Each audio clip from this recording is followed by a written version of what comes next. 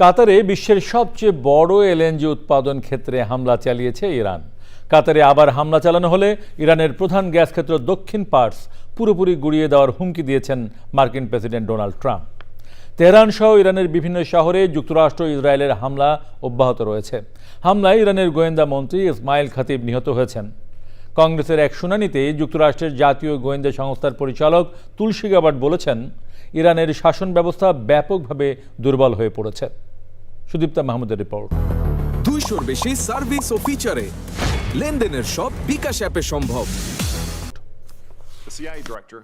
যুক্তরাষ্ট্রের গোয়েন্দা সংস্থার পরিচালক তুলসী গাবার্ড বলেছেন, নেতৃত্ব ও সামরিক সক্ষমতার ওপর আক্রমণের কারণে ইরানের শাসন ব্যবস্থা ব্যাপকভাবে দুর্বল হয়ে পড়েছে।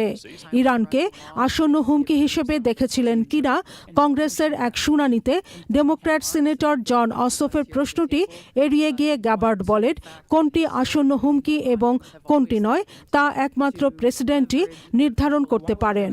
গাবার্ড বলেন, মধ্যপ্রাচ্যে যুক্তরাষ্ট্র ও ইসরায়েলের হামলা ইরানের সামরিক সক্ষমতার বেশিরভাগই ধ্বংস করে দিয়েছে। ইরানের জাতীয় নিরাপত্তা কাউন্সিলের প্রধান আলী লারিজানি ও আধা সামরিক বাহিনী বাসিজের প্রধান গোলাম রেজা সোলাইমানিকে হত্যার পর এবার ইসরায়েলি বাহিনীর হামলায় ইরানের গোয়েন্দা মন্ত্রী ইসমাইল খাতিব নিহত হয়েছেন। এটি অত্যন্ত গুরুত্বপূর্ণ অর্জন উল্লেখ করে ইসরায়েলের প্রতিরক্ষা মন্ত্রী ইসরায়েল কাটস জানিয়েছেন, ইরানের বিভিন্ন ফ্রন্টে সামরিক অভিযান আরও জোরদার করা হবে। সামনে গুরুত্বপূর্ণ চমক অপেক্ষা করছে বলেও জানান